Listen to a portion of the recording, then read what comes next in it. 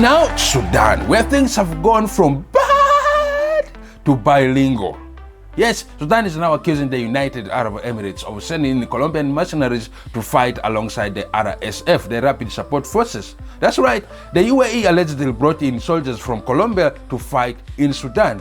Because when you're planning a civil war, apparently it's not enough to have local bloodshed. You've got to outsource it. Yeah, like a cell sender.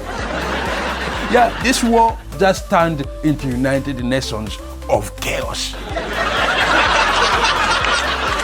In a statement issued on Monday, the Sudanese government said that it has irrefutable evidence confirming mercenaries from Colombia and some neighboring African countries who are sponsored and financed by Emirati authorities. I mean, imagine being a Colombian soldier thinking you signed up for jungle warfare only to wake up in Khartoum like,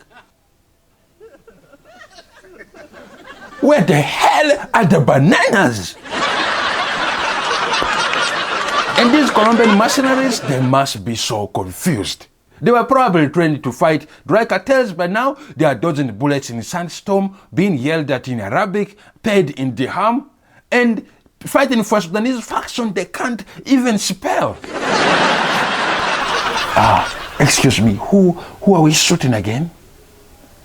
Do they have coffee? Meanwhile, the UAE, the Las Vegas of Middle East, denied everything. The UAE Foreign Affairs Ministry later responded, rejecting the allegations and denying involvement in the war by backing armed groups. Of course. They're like, Colombian mercenaries? Us? Oh, please, we all import influencers and luxury cars. Come on. Honestly, it's kind of wild. The UAE is so rich, they don't even send their own people to wars anymore. They're like, wars? They're so last season. Let's hire someone else to die for us. You know how football clubs do player transfers? Yeah, apparently the UAE does war transfers now. And I went down in the Sudanese battlefield on land from Medellin, El Sniper, Pablo Rodriguez!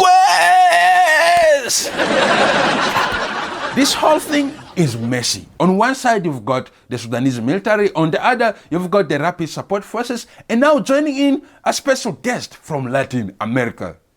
I swear, if this war gets any more international, it's going to need subtitles and a Netflix deal. But seriously, foreign mercenaries in African civil war? Where have we had this before?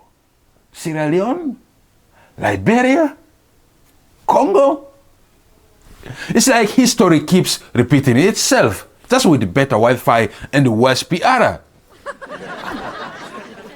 And let's not forget the people who are actually suffering, the Sudanese civilians. They didn't ask for any of this. All they wanted was bread, peace, and maybe electricity once in a while. Instead, all they get is drones in the sky, bullets in the street, and imported violence with the side of empanadas. At this point, I wouldn't be surprised if the next war report says fighting has intensified in Omdurman as the newly arrived ninjas from Japan just joined RSF. Because why not? Let's turn this into muscle combat Khartoum edition. So to recap, Sudan is in the middle of brutal civil war. The UAE is accused of being the rich friend who fights but never gets their hands dirty. And Colombia just got dragged into the middle of it without probably even knowing which Sudanese faction they are on. Honestly, at this point, we don't need a peace deal. We need a casting director because this war has got more international chaos than a Fast and Furious movie. Africa deserves better. Sudan deserves better. But until then, if you're a soldier in Sudan and someone walks up to you and saying, "Don't I still Aguirre?" just know things have gotten very out of hand. And that is the news from the sand dunes, the oil barons, and the borrowed bullets. Stick around after the break. We talk to a Nigerian chef who swears that jollof rice can end a war. Honestly, at this point, it's worth a try. I'm Gilbert Drapari. This is the Let's TV African. Please don't forget to subscribe. As always, thank you for watching.